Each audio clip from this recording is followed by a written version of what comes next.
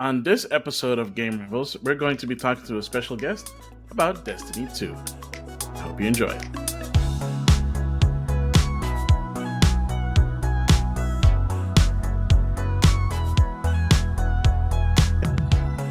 Hello and welcome everybody to another episode of Game Rivals. I'm your host Maximilian X, coming to you live from the interwebs.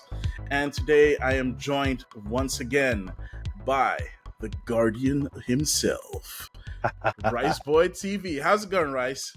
Hey Max, it's so good to be here, man. Like, even just before we start it, just before we were recording here, like, it was just so nice to see you. It's been a while. We've had, respective busy summers and for whatever reasons, but it's so good to kind of be back into the swing of things. So thank you for thinking of me and for having me back on the podcast. Of course, we said we would be doing this again, and I'm glad that we're able to do this, Yes, even sir. though it's a little bit later than we would have liked. Yes. Also, partially because what we were going to be talking about was delayed itself. Yes. So, yeah, nice to have you back. Thank you so much for being here. I appreciate that. It has been a while since we've been able to properly speak to one another, but also just being on the podcast here again, because I think the last time we did it was also almost a year ago. When we were here with Naomi. So yeah, Christmas time, and that was a fun podcast. Oh, that was definitely fun. That was a fun podcast. Yeah, got to talk about sibling rivalries and stuff. That's right. Yeah. All right, so let's just jump right into things, because we're here to talk about Destiny 2 in general, but also about the final shape, which seems to be the last bit of DLC that we're going to get from Bungie, at least for the time being. And if they're ever going to work on Destiny again, it's also allegedly up in the air. We don't know. But how is your experience? First of all, let's start with your general experience with Destiny 2. How has that been for you? Yeah, absolutely. I love talking about this game. It's arguably one of my favorite gaming experiences for various different reasons. And I will say in a nutshell that it's been a roller coaster. As someone who started off my Guardian journey on Destiny 1 when it was a console exclusive was pretty unique. And it was my first MMO experience, and I liked shooters at the time. I gravitate toward shooter experiences, but I hadn't really explored anything too deep in terms of RPG MMO stuff. And Destiny is really what reeled all of that into one place for me. On top of that, just kind of interacting with a really cool player base and a community, and growing with each other and trying to really navigate where the story and where the lore could go was one of the most fascinating things for me as someone who really dives into narrative driven things. This was a world that I loved immersing myself into. Now, that said, Destiny had so much to offer, and going into Destiny 2 feeling this new kind of whimsical rebuilt universe rather, where we could explore even more things in the light and dark saga. There were seasons where it did feel perhaps a little bit janky in terms of where the story was going. And while kind of all of these little pockets that we were experiencing as the Guardian were kind of isolated into, little DLCs, expansion, and content drops, some were better than others. And there was this kind of pattern. And I think that if you talk to a regular Destiny player, they would likely emulate the same sentiment. They would say, I will go hard and grind for like a couple weeks and finish that DLC, finish that part of the campaign, and then would kind of drop off. And leading up to the final shape, that was still kind of the general trend. And so, mind you, players like myself had been playing for the better part of a decade. And so that's what I'll say. That's what I'll say kind of going into it. That was my experience going into the final shape. Okay. really crazy roller coasters. So you were talking about that there were some ups and downs, of course, with the content and with the stories. Is there any particular update or DLC that kind of like encapsulates that perfectly for you? That's like, oh, this was like definitely like a low point, or like, yeah, I don't know why they did this during this update. Like, Yeah. is there anything like that in there? Yeah, there was a very early Destiny 2 expansion called Warmind. I think it was called Warmind. Anyway, exploring the character of Rasputin, and um, I think that at that point in time, there was a lot of kind of rumble with the community as to why are we going here? What is the story going to do for us in the near future? And then it improved. We got Beyond Light, which was our first experience with darkness and using abilities that are from the darkness, and that was new and an exciting thing. And this idea of like light and dark isn't necessarily good and bad. They are tools to be used for good and for not so good. And I learned that kind of exploring different characters' decisions and kind of choices in and around using these tools is what enhanced the story for me, and also helps inform my decisions as a guardian. So it's those moments that really encompass like the high Mm-hmm. and DLCs like Warmind, as well as previous to the final shape. Not long before, Lightfall Yeah, was a really scary kind of low, because the way that everyone was feeling, I won't say everyone, the way that a chunk of the community was feeling, was very confused and perhaps even a little bit pessimistic about where the game was going to go. Some people were even being pretty hyperbolic and saying like, is this the end? Is this the end of Destiny 2? And not because of the story, but rather just what we were getting as a consumer. I do remember that kind of uproar coming around when that dropped, because there were a lot of people that were not down with it when it came out, and basically the way it was when it released. If I'm not mistaken, I think there were some updates after that that fixed some stuff, but I'm not 100% sure if that was the particular story that had some fixes done to it, You're or at bang least in on, terms of actually. content. Yeah. You're bang Oh, on. okay. It Yeah. was it was Lightfall, and then there was a smaller content drop, which wasn't like a full expansion, Yeah. Exactly. called Into the Light. Yes, And that's the Into one. the Yeah. Light came out with, some new activity and really good kind of like weapons and drops that players could get that really encourage people, and Mm, also kind of set the stage for the final shape. yeah. And it really did kind of like redeem the Lightfall experience for some people, and said like, oh my goodness, like, okay, this is ramping up into something big. And I've kind of said this in a few other instances.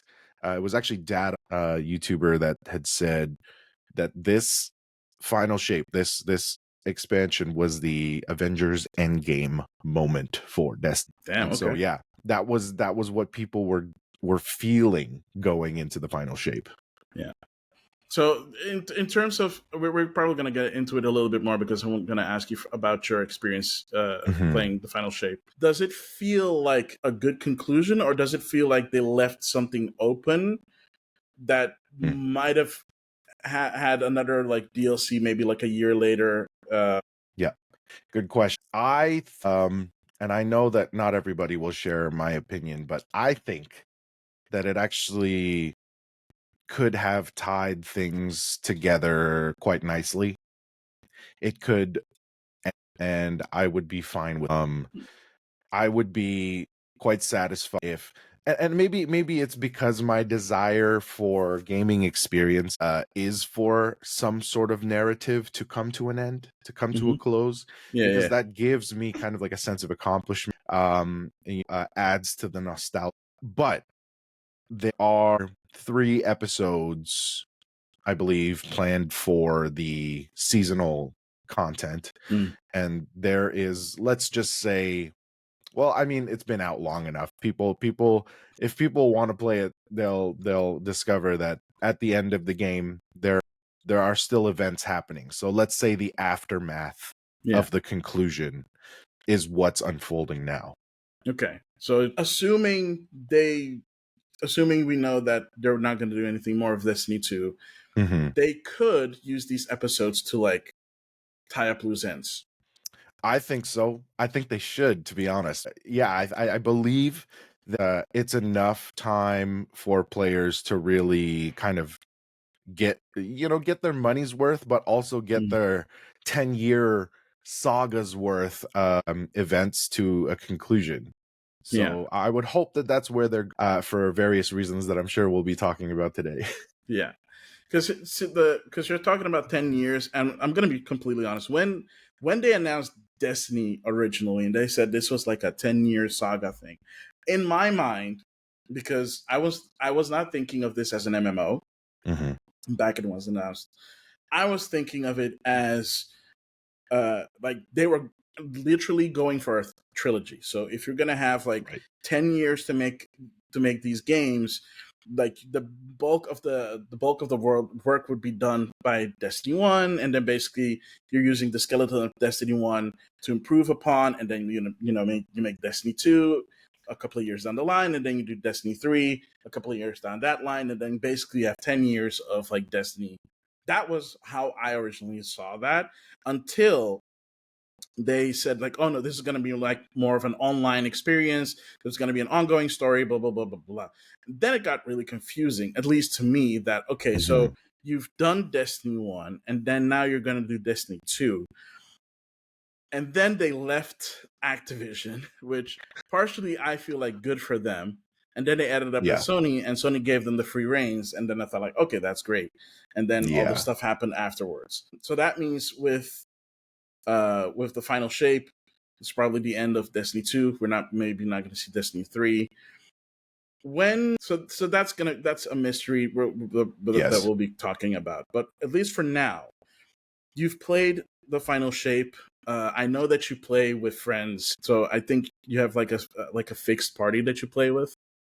No, I mean, my focus has been welcome anyone who has not tried Destiny into the experience. Cool. Actually, typically I would run the campaigns with my sister Naomi, but she has been incredibly busy and transitioning into kind of a new season of life.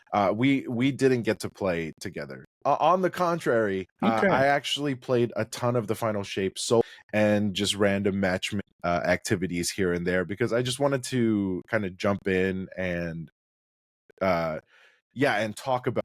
But that said, I will still be playing for the foreseeable future to kind of welcome new lights into the experience.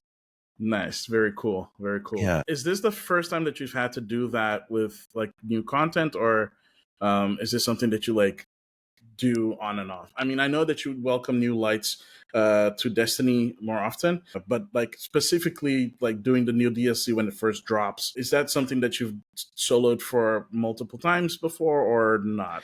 Yeah, so good question. I started Destiny as a solo player. Because everybody games for different reasons. And I think that growing and a lot of my gaming experiences were kind of they leaned on playing solo because it was an escape from the and it wasn't until actually really diving into Destiny that like I really enjoyed the multiplayer cooperative experience much more. Now there's PvP activities, and that became something that I came to enjoy with other people. But I think that I would always lean more towards the player versus environment activities, and that's fun, like kind of working together with people. I would say that my play style has evolved over time. Okay, cool. Yeah. You did mention that this was your first MMO, so that does make sense for you to like start off playing it solo. All right, so let's talk a little bit more about the final shape, because I'm actually kind of really curious about this one, especially after Lightfall and how the community reacted to that. I feel like, at least looking as someone looking from the outside, this was received a lot better. Yeah. I don't know if it was received better than the one that came before Lightfall, which was, I think, Witch Queen. the Witch Queen, because I think people really love that one. Witch Queen Like a was lot. phenomenal.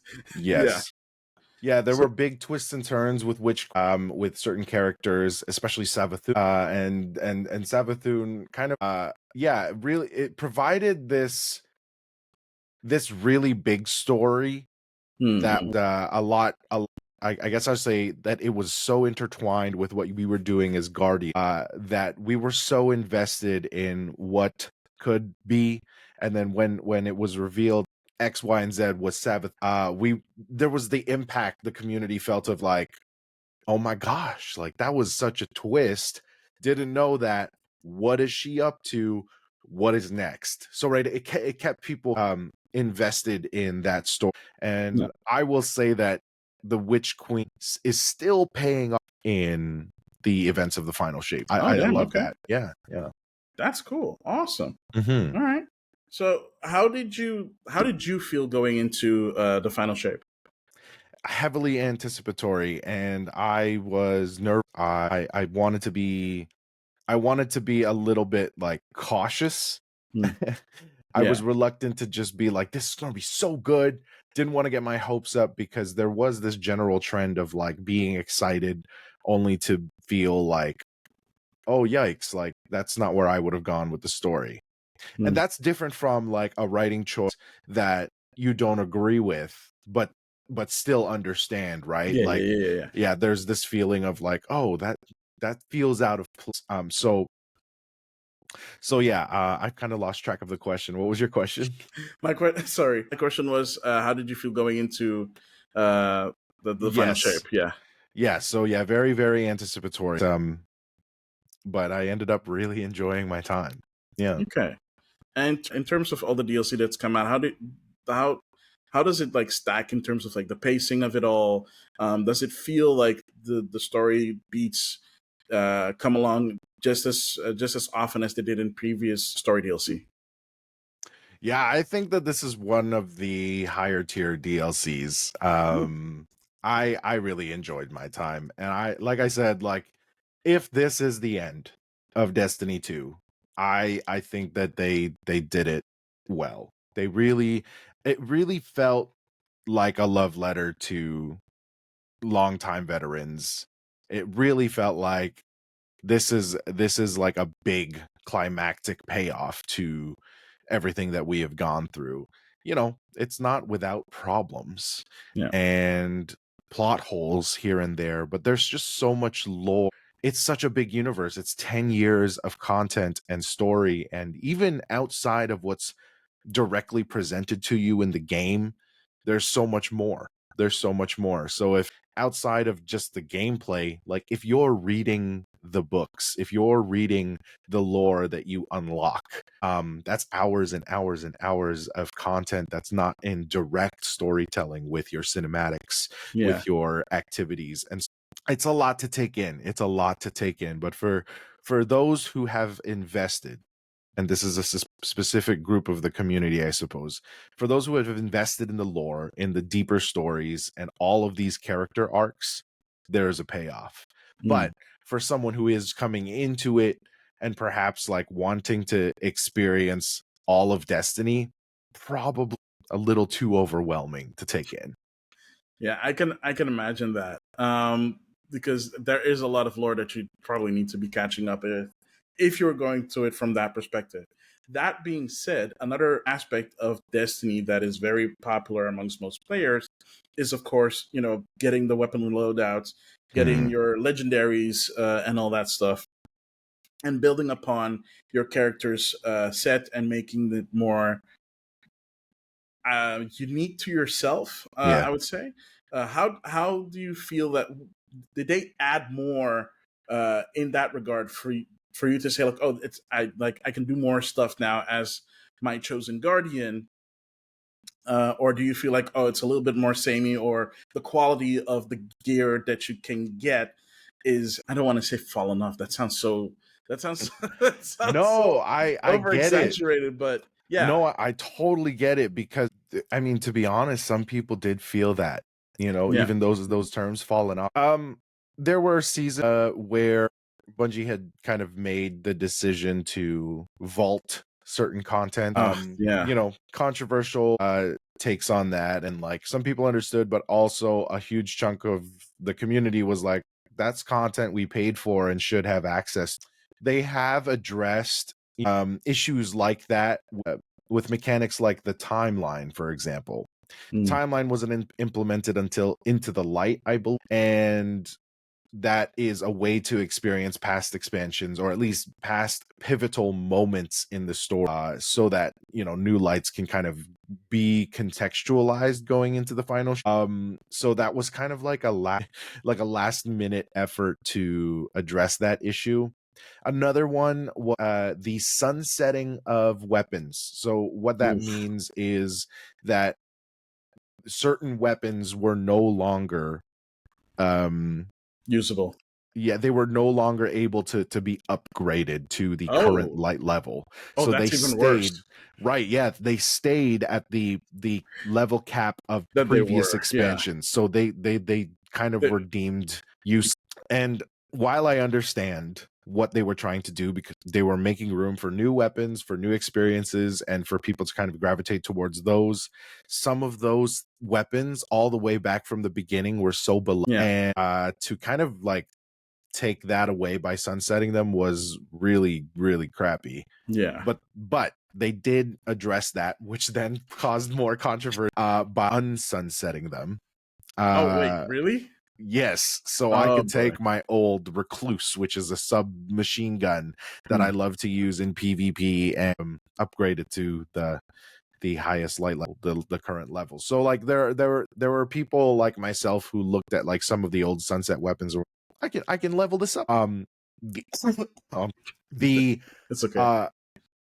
I guess the drawback with that is that after you upgrade them, you realize I actually like don't need to use this anymore because there are newer weapons that kind of replace the function of these. Yeah. So it is kind of a push and pull with that. So I think those are the two kind of biggest that people had with certain updates and certain.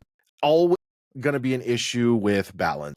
The way that with this game, like it's all about how the weapons interact with the environment or the player. So it's a really hard thing to balance, I think. So that's always going to be a major gripe. I don't know that's ever going to be like the whole community is never going to be satisfied. So there's always going to be a group of people that's just going to be like, this isn't balanced, blah blah blah blah. But it is. Yeah, I'm kind of curious how other MMOs do it, because I myself, I mean, I've dabbled into like other MMOs before, a little bit of World of Warcraft, a little bit of Guild Wars, Final Fantasy 14 a little bit as well. Right. Like, always like a little bit. But yeah, for like, sure. for example, if actually with Final Fantasy 14, in my experience, I don't know if you've played it, but with Final Fantasy 14, when they sunsetted the original Final Fantasy 14 and then pivoted to A Realm Reborn, a lot of things changed. Yes. And so I came in when A Realm Reborn was coming out first. Right. Got that all, and it felt different because I never played the original one, but it felt different from like Final Fantasy 11, which I touched like a little bit in previous years. It is from then to where I played last, which was, I want to say, not the one that came out now, not Dawn Trail, not the one that came out before that. I forget which one it is, but it was the one before that. Right. I jumped back into it because they were doing like these massive like promotions, like, oh, hey, come back and play like for free for like a month or 2 weeks or blah blah blah blah. Right. Like trying to get people back into it. It's like, you know what? Let me do it because I have a little time now. Shadowbringers? Check it out. Thank you, Shadowbringers. That's the one. And I jumped into Shadowbringers, and everything was different. Like my character was untouched. Right. So a lot of things around what my character was able to do had changed. Yes. And they changed with it. But a bunch of stuff that I had before were still usable. Because it's still early game stuff, and I was like able to like level up a lot faster now because of that. it felt so much fun to play. I don't know what changed. I don't know what they all changed in that time. Right. In that time, but it was so much more fun to play Final Fantasy 14 for me. I was like, if I'm not careful, they're gonna get like $15 a month from me, and that's not like that was not my aim. Of Yes. like re-experiencing Final Fantasy 14. I was just curious to Hmm. see like why people are gravitating towards it so much, and even though I spent only a month playing it, I can understand what brought Sure. people back to it, right? And Yes. they addressed everything that was wrong before Realm Reborn, and ever since they've built upon that. So Hmm. it does feel like, at least for Square Enix, Hmm. their team was able to figure out how to make everything work Sure. without um, without newer players or lapsed players to Yes. feel left out or feel like they won't be able to catch up. Hmm. The story in general is just really well told, but again, it's Final Fantasy.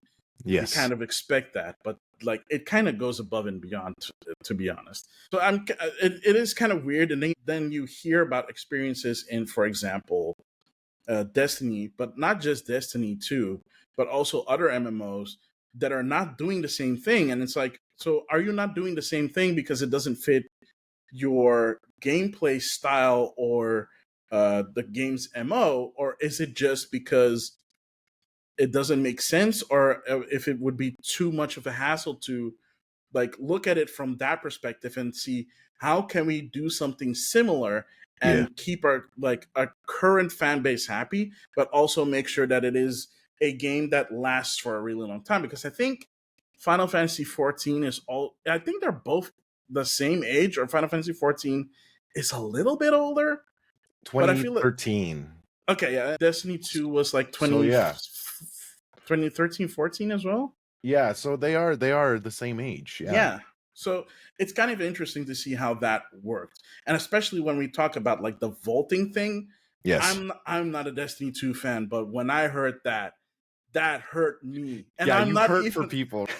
that hurt me, and like as a gamer, Yes. as like a developer, it's like that makes no sense. Yeah. Because if you are a developer and you're trying to make the best game possible for your player base, right? You don't want to like exclude stuff from Yes. it. It makes, like, from an MMO perspective, it makes no sense because Yes. nothing an MMO has ever done outside of maybe sunsetting certain items or basically making them ineffective for like new areas or stuff like that. Hmm. That part I get, because Of that's just course. a balancing thing, right? Yes. Because you cannot rebalance items all the time. I mean, it's the Hmm. same reason why, like, if you look, this is a little bit of an extractive sample, but if you look at fighting games, they try to not have too many fighters Hmm. unless it's a unless it's like unless it's intended to be like something like a party game, like for Yeah. example, like Marvel vs. Capcom or Smash Brothers. Game franchises that have a lot of characters. Balancing is a little bit different versus, like, say, like playing a Street Fighter 6 or Of a Tekken course. 8, where the roster is relatively smaller, so they Hmm. can balance that a lot better. Yeah. The same thing goes for any kind of game, right? Including MMOs. So when they announced the vaulting thing, that was super weird. I did Yes. not know about the sunsetting. The Yeah. sunsetting I understand, but in combination with the vaulting, I think that kind of drove people over the edge. And then I understand why they brought it back, but I Yeah. think they should have stuck to their guns and not do it, because I Yeah. think the experience that you just talked about, like, oh hey, this weapon that I used to use a lot, I can now use again, and it's usable, Yes. and I can upgrade it. But then later you're like, oh wait, but it's kind of pointless because I have this newer weapon that actually is more effective. Exactly. Exactly. So now you're just tossing everything basically against the wall and see whatever sticks, and it's not a great experience. Yeah. I feel, for any kind of player in that moment, right? Whether you're into the lore or whether you're into gear collecting, in Hmm. both instances, I don't think that anybody would feel particularly heard, which is kind of a weird thing to say, because it feels like, oh, you're just doing whatever to see whatever. And I don't know if you know this guy Ralph from like Skill Up. He No. has this YouTube channel called Skill Up. He's also like a big Destiny 2 fan, and one thing that he always talks about when he talks about Destiny is like he rather have that the developers that Bungie worked on a way to better introduce new lights than like take stuff away or bring stuff back in a weird way or introduce stuff that makes no sense. Mm-hmm. Because then you're not only making it complicated for the existing lights, you're making it complicated for new lights to join because they're going to get overwhelmed because things are just changing every couple of months. Yeah. I think there's a lot to be said about that. I think that there's I don't know if it's an issue of the game being an MMORPG first person shooter where a lot of perhaps the MMOs that I have explored, they kind of each class caters to weapon archetypes that you have access to and not have access to, in where in terms of the guns in Destiny 2, all classes have access to almost all of those. Maybe like 1, 2, 3, you can count on your hands how many are exclusive to the Titan, exclusive to the Hunter, or exclusive to the Warlock. It wasn't enough to differentiate that experience. Yeah. Now, I understand that there are abilities, but I think that that wasn't a differentiating factor in terms of the experience, because mostly you're using your guns there. And so like I think that played a large part in how Bungie made decisions in terms of what needed to be in the game and what could be into the game. And I think that you make a valid point, and a lot of people have made this, is that like, how in the world are new players going to invest in your game if they cannot find some sort of landing pad that makes sense for them to even invest? Because it's just this overwhelming wall of content that's going towards you at the speed of light. Gosh darn it. I saw it coming and it's still, gosh darn it. And it really was just tough. I've invited so many people to come, but I also understand why they said no.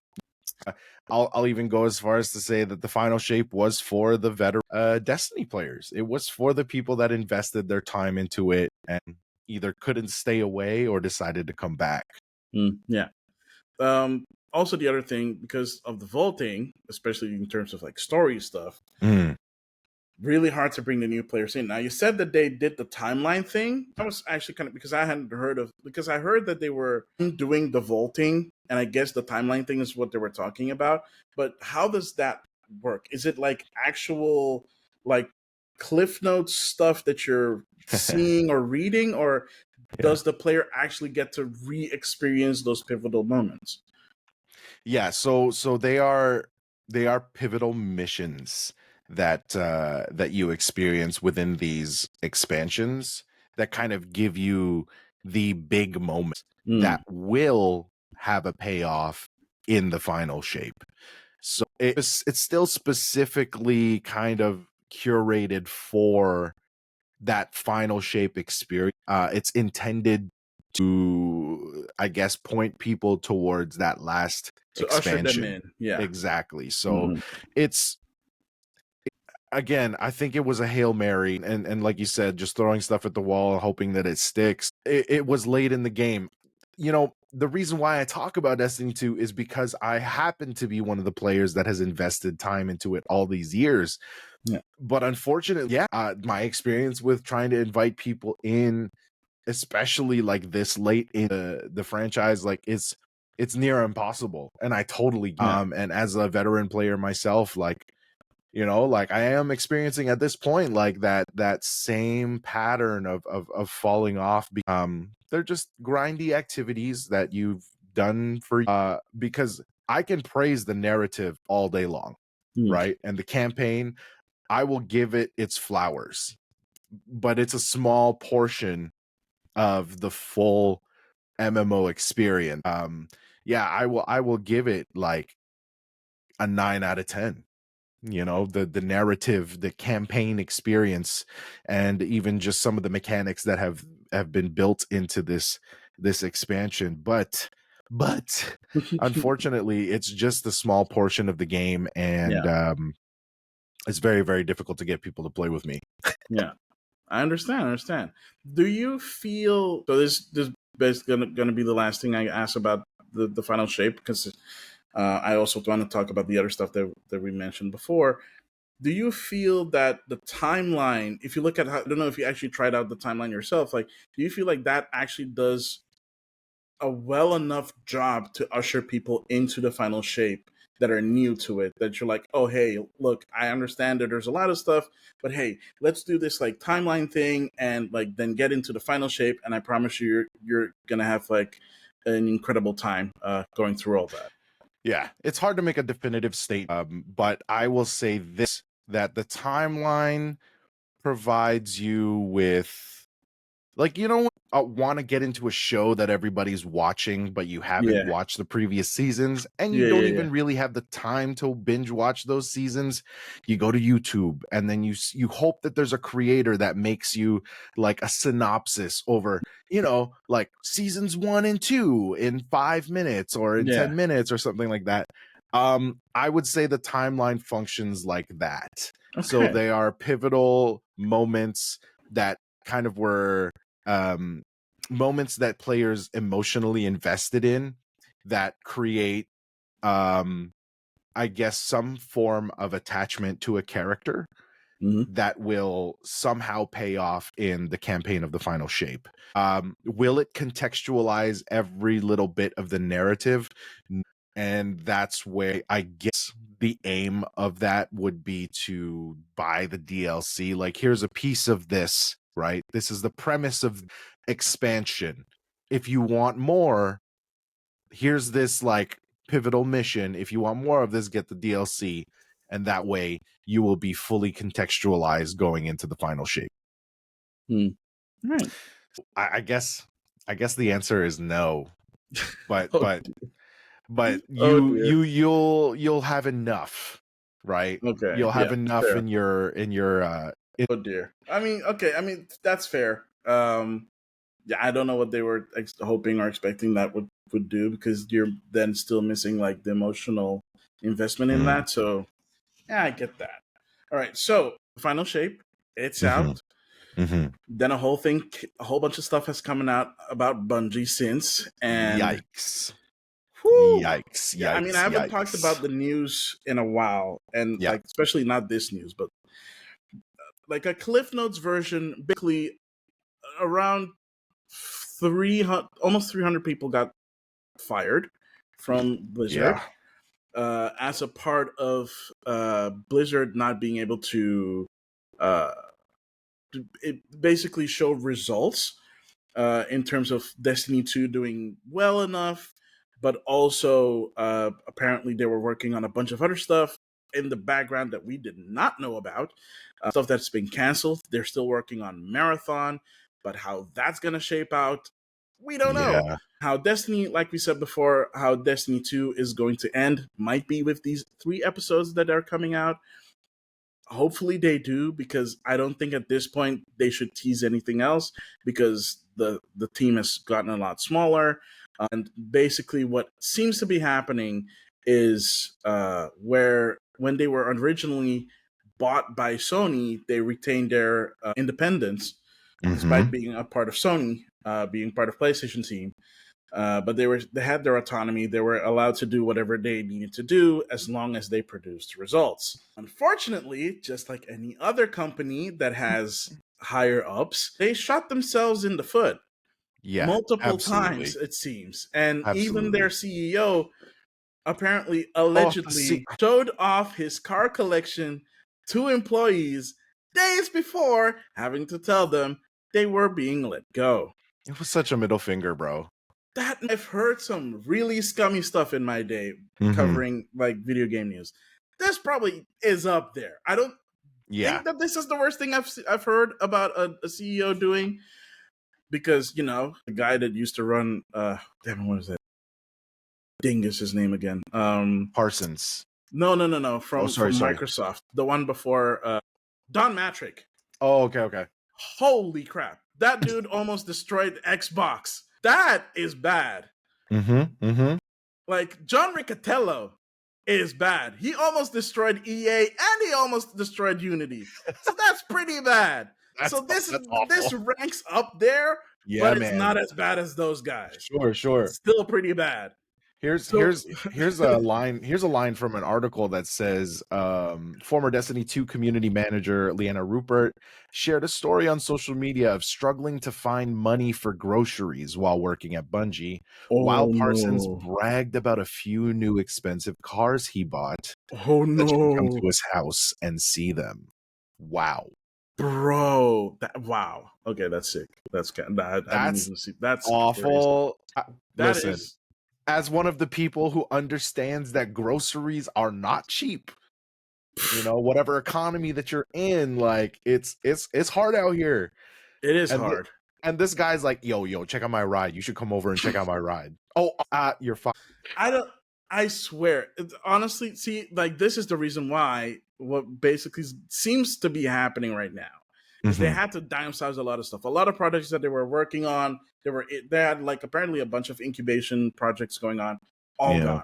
The only focus right now is just supporting Destiny 2 as it is and trying to finish Marathon, which at this point, we don't know how the Marathon team is doing because outside of the original trailer, we haven't heard anything. And considering everything going down with Bungie, the odds are that they're going to be reporting to. Well, actually, no, it's pretty much been confirmed because a part of the people, because some people were let go, some people were folded into Sony. Yeah. So it's already happening. It's They're just a losing matter their of time autonomy. Yeah. before that happens. Exactly. So with with all that nastiness being said, what is your like? Like? How do you see them having a shot at like a Destiny 3? Actually, a better question is, how do you see them having a shot at Destiny 3? And do you want to see a Destiny 3 after playing the final shape? Great question. I have an answer for that. I didn't have an answer for that like a few weeks ago. I will say that I think that this should be I followed Bungie for a long time before Destiny. I was with them in the Halo days and just praised them for the games that they made and for, you know, the various developers and creators that I have followed in and around those things. Oh boy, with all of this, you know, back end news coming out, I just don't think that it's wise, because here's the thing. Here's the real tough part of this, right? Like all of those projects you were talking about that were in the work and then are kind of just like put under the rug. That sucks, because a lot of developers were working on those things really hard, very passionate people, talented, artistic individuals and teams, really putting their heart and soul into X, Y, and Z. And then for that to be gone, and also for Bungie sole moneymaker being Destiny 2, that is not a good look. Yeah. It is not a good look for the future. And so, like, if you even just look at those numbers and realize that they're losing money and that they're probably going to have to push for insolvency, it's really hard for someone who has invested this long to believing that the experience will remain up to par. Yeah. If even. Like, I don't have for a Destiny. I think that it should die. Yeah.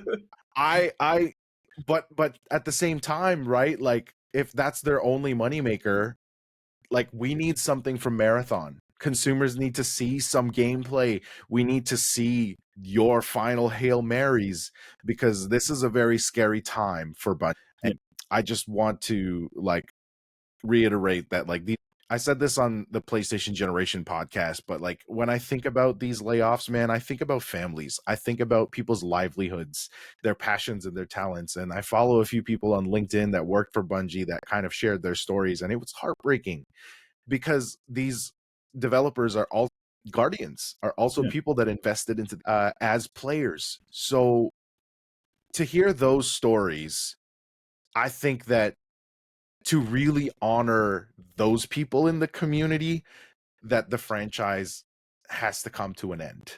and that we need something new. How that is going to work monetarily and financially, I don't know. You know, it's not looking good either way, but I think my opinion around Destiny is that like this is it. And that's coming from someone who has like a deep love for this.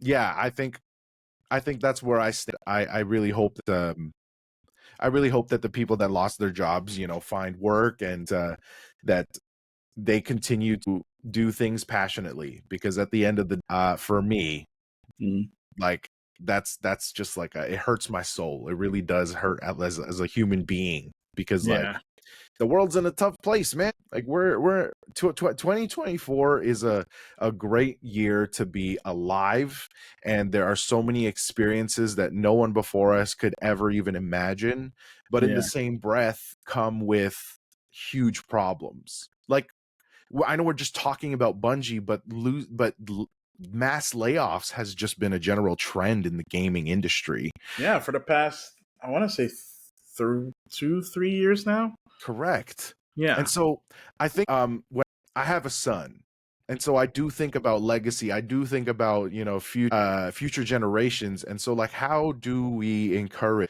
or even support our kids and, you know, the kids in our lives who do aspire to get into the gaming industry, when all of this news is just like, you know, it's pushing towards this narrative that maybe it's not a lucrative space for people to invest into.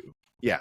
I'm ranting at this point, but I think you get the sentiment. It's a good rant. It's a good rant. I mean, that's also the reason why, for me, it's been a bit of a challenge, because you know, we've had conversations about that before, right? Because I want to work in the game industry, and I have been, you know, looking into it for quite some time now.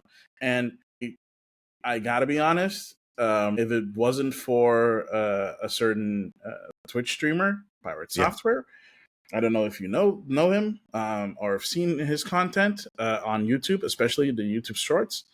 The man is an inspirational wizard. I love that. And he is also a developer. He's worked many years. He's worked at Blizzard. He's worked at Amazon Games. He's like his own indie developer now. His own studio. I do follow him. Long hair. Yeah. You know the guy. Yeah. Amazing guy. That really got me into, like, you know what? Like, he says, just start making games. So that's what I've been doing, you know? That's also part of the thing, right? You see a lot of indie developers popping up and popping off, not to sugarcoat it, but they have been doing it really well. Absolutely. And you see a lot of amazing games. Like, for example, a new indie developer who used to work actually at Game Freak, a Pokemon designer. Cool. And he was one of, if not the first non-Japanese hire that Game Freak had. He's making his first game. He's almost out. Like, he partnered with like another developer, and they've been working on this game called The Plucky Squire. If you haven't seen it, holy smokes! It looks, first of all, it looks very, very adorable. It looks clean, and it looks like a lot of fun. Oh, I love the art. Yeah, it's so gosh darn pretty. It's so cute. It's really pretty. It's really cute. And then, like, you have this cool mechanic of shifting between 2D and 3D. And it's like this cute little storybook, but then you pop out of the storybook and you explore the 3D world, and it looks like a lot of fun. It's coming out, I want to say September 17th or something. Oh, very, very close. Yeah, very, very close. They just announced, as of this recording, they just announced that it's almost coming out. I don't know when this episode is going to come out, so by the time that this episode drops, maybe by that time it's already out. If you haven't checked out The Plucky Squire yet, check it out, because it looks amazing. Awesome. And he's already designed other games before at Game Freak. One of the two, actually.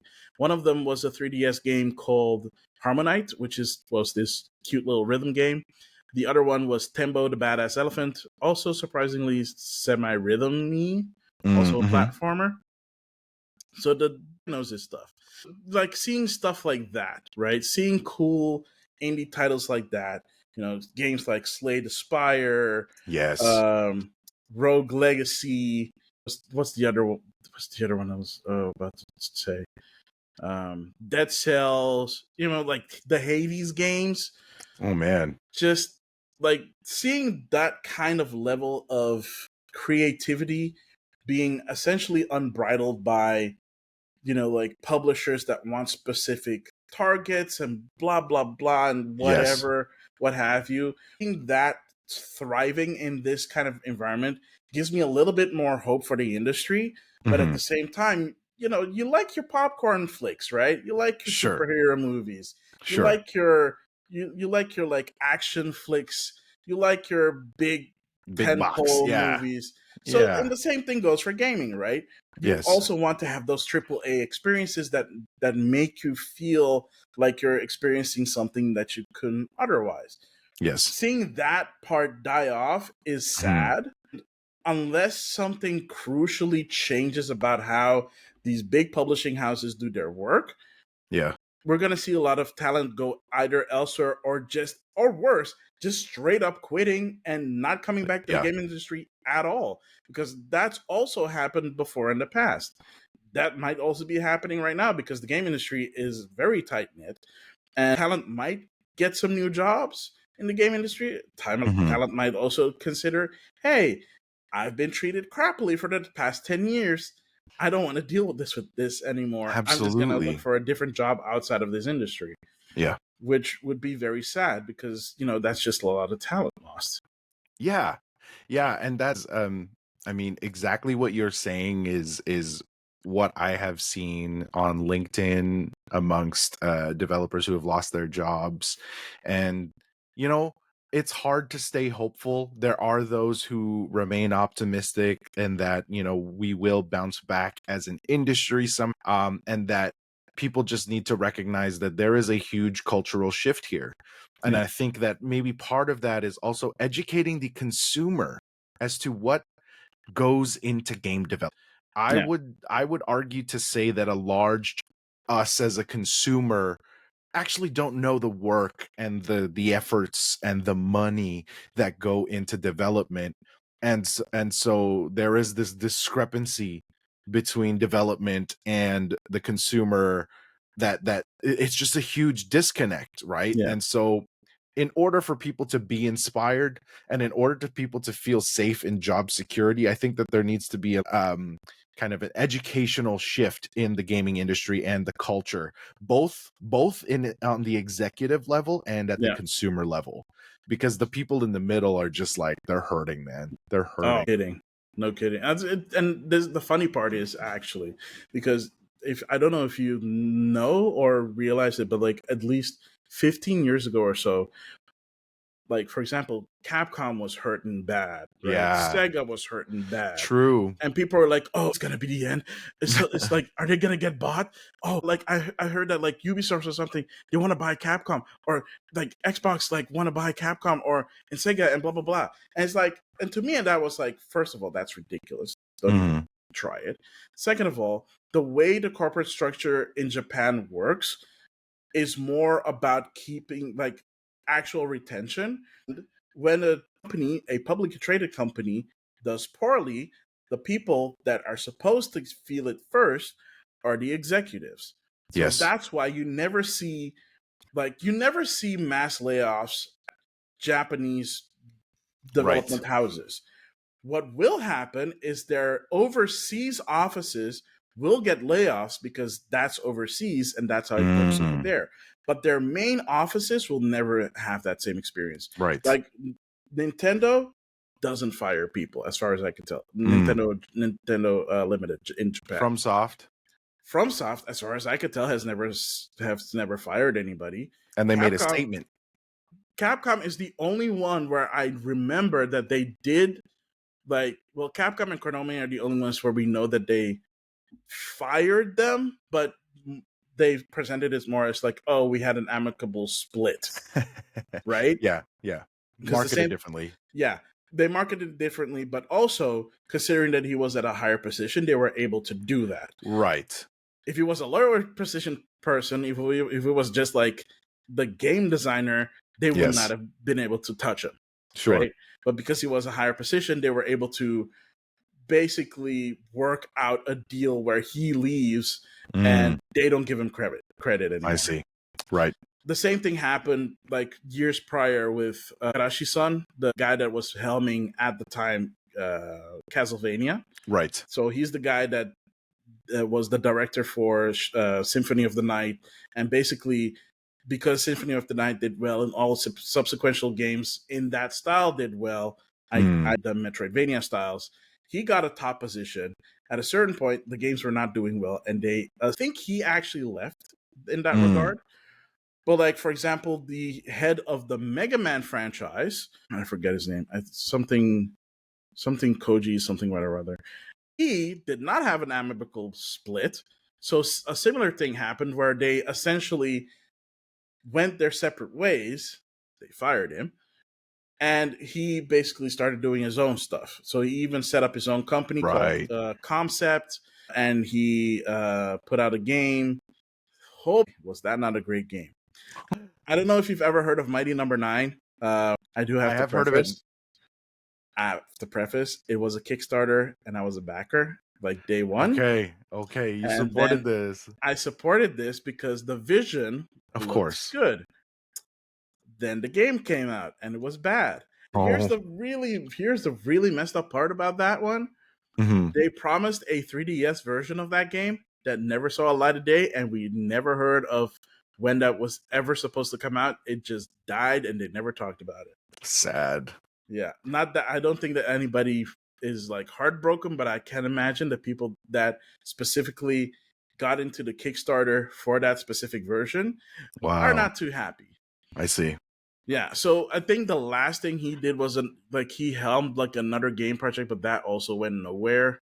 Keiji Inafune? Yes, Keiji Inafune. And that's when we realized, Keiji Inafune is kind of yeah. Now we know why Capcom got rid of him. I see. Which is also kind of still messed up because at the time he was working on Mega Man Legends 3.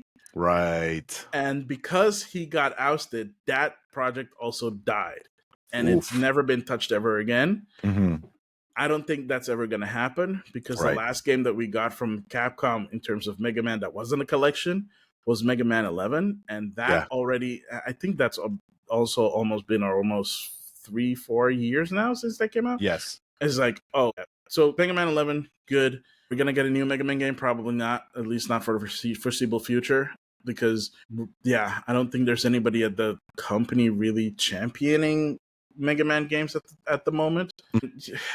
I mean, I guess we'll see. Yeah, it is. Mega Man is a great franchise. It is. It's a fun. I mean, it definitely has its downs.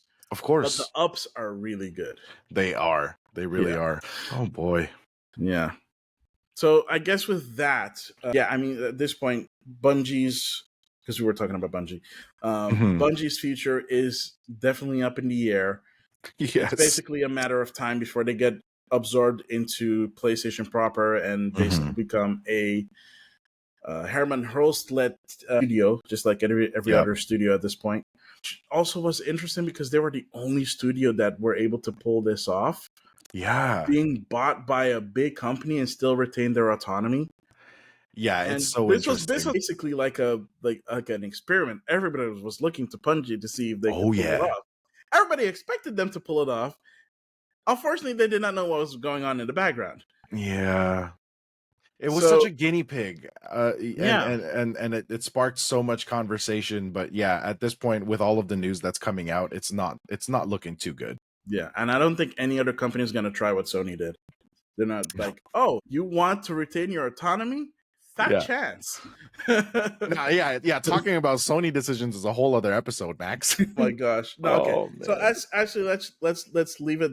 Let's leave it there. Otherwise, we will be going for hours. I don't want to keep you for too long, but I do want to say thank you so much for being here, RiceBoy, because I appreciate it. This was a really fun conversation. We should definitely do this again soon. Thank you, man. Sooner than later. Like I said, in the fall, we'll be hitting the ground running. So, if we want to do this more often, let's. I'm getting better at using my calendar. Yay! Hooray for organization. Yes, yeah. Me too, man. Just tell the people where they can find you. And check out the content that you do. Absolutely, guys. So check it out. On Mondays, I am on a podcast called PlayStation Generation under Console Creatures on YouTube. And we do a weekly show talking about all things PlayStation, all that news, segue from. So if you want to see me on stream and or interact with me on socials, you can go to my link tree /RiceBoyyyyT.